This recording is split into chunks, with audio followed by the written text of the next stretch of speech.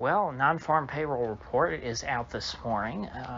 Was estimated to come in around 725,000 and ended up coming in 275,000. So they got a couple of those digits backwards, and that's a big difference. That's a difference of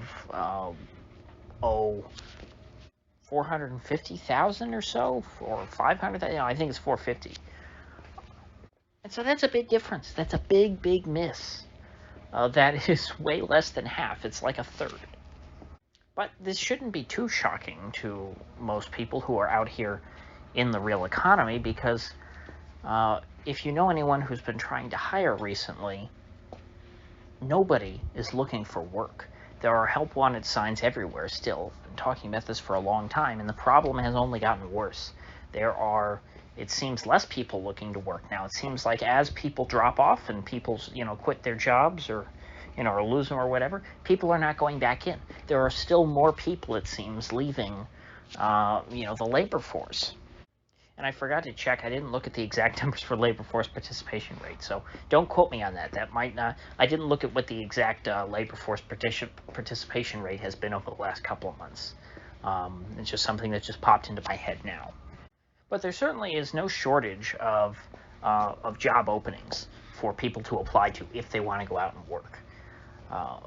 The issue has been and continues to be that people do not want to work. At least they don't want to work at the jobs that are open. And there's a lot of job openings. So you would think, gee, you don't want to work at any of those? And that's very much seems to be the case, even as employers are offering lots of goodies to people to try and coax them back into the labor market.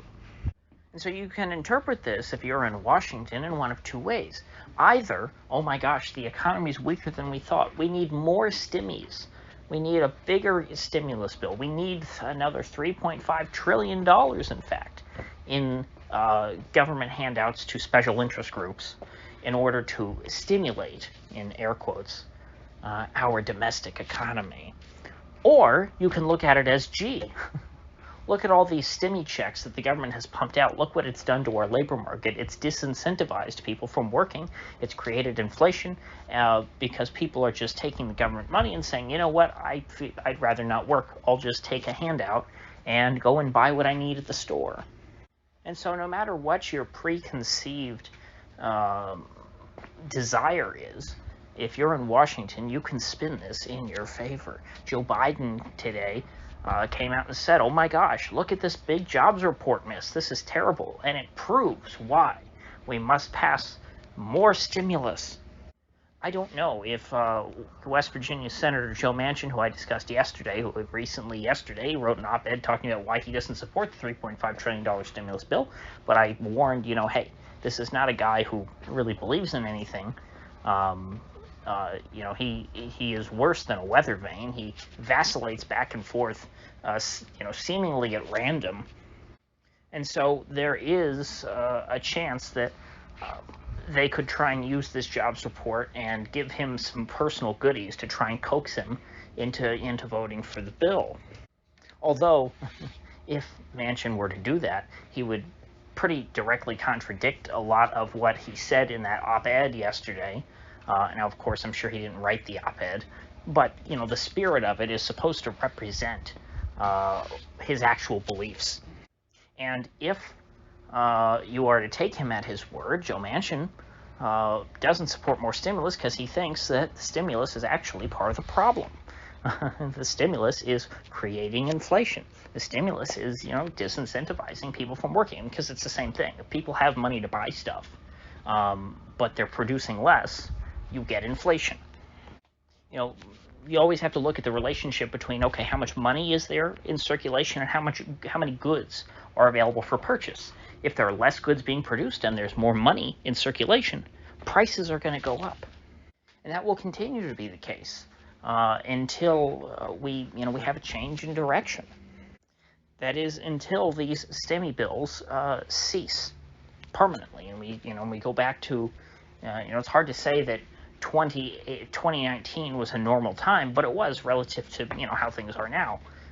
If we go back to some kind of regime where the government is not spending, is not running, 3, 4, 5 trillion dollar deficits.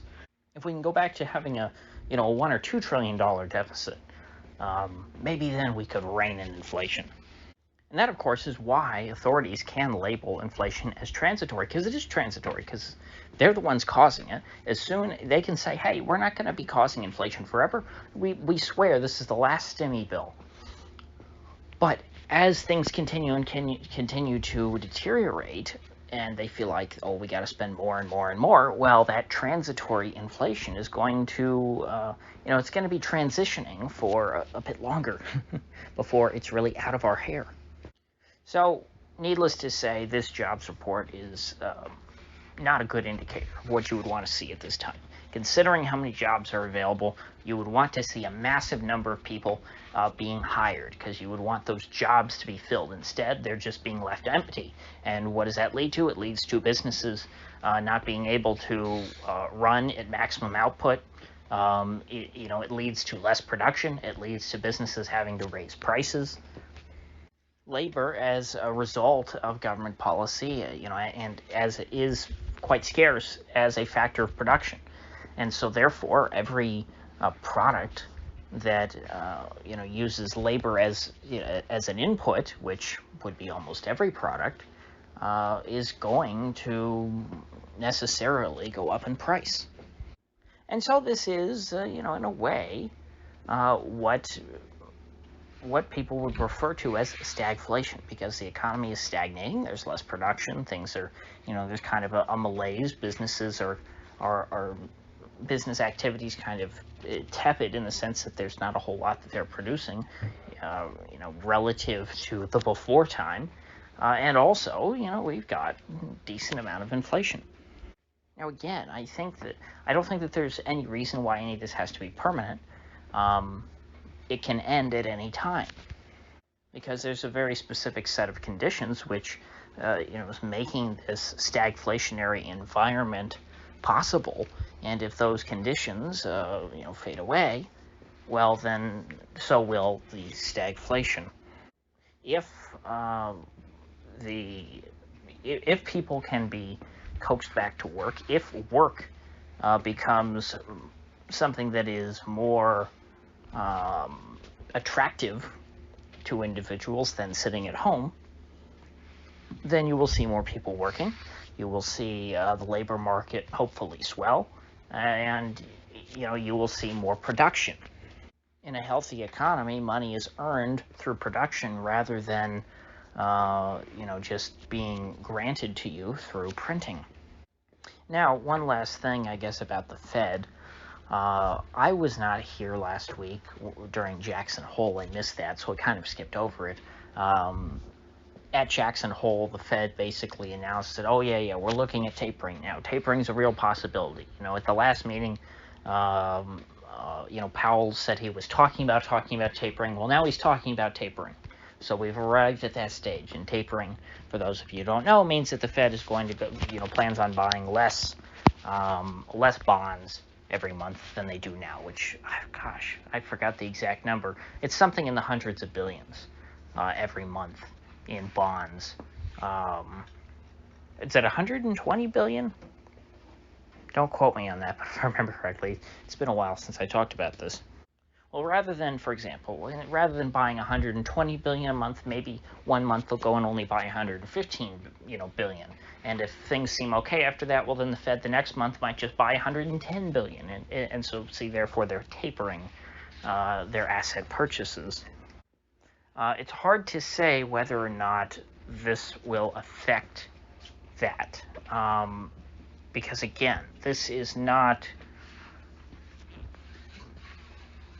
I don't think that there's a lot of people who are interpreting this jobs number as being the result of a tight monetary environment. I don't think that people are looking at this, even folks at the Fed. It's hard for me to see how they could look at this jobs print, this NFP print, and say that's the result of businesses not being able to get enough credit, so they can't borrow as much money and hire as many new workers. I don't think that that's how they're going to interpret that. And so I wouldn't look so much to this jobs report because of, these particular circumstances, why we might see a bad jobs report as a result of too much stimulus. I wouldn't look necessarily to the jobs report to see whether or not the Fed is going to taper. I would look to the stock market. And so far, there hasn't been a taper tantrum. The stocks have not sold off, and so as long as the stock market is doing well, I think that's all really that the Fed cares about. So I think they're going to go on their merry way and think, well, gee, we're doing the right thing here. Stocks are going up. That is the metric that the Fed can look at and say, okay, we're doing a good job or a bad job. But I plan on getting back into economic matters quite a bit more now that, I hope I can talk less and less about Afghanistan, get more back into, my standard stuff that I like to follow. And so I will be discussing this moving forward. I mean, I certainly don't think there's going to be any tapering next month. I wouldn't be shocked if tapering never happens at all. I think that the Fed for a while now is going to talk about tapering and threatening to do it because they can get a lot of mileage out of that. Because the Feds, their real weapon are threats. They like to make threats because once they do whatever they're threatening to do, well, then they lose the ability to threaten doing that. They've already done it. And so the Fed could go on for a year talking about tapering and never doing anything. And only when they feel like they've exhausted that tactic, will they actually taper. So with that said, I will see you folks back here tomorrow.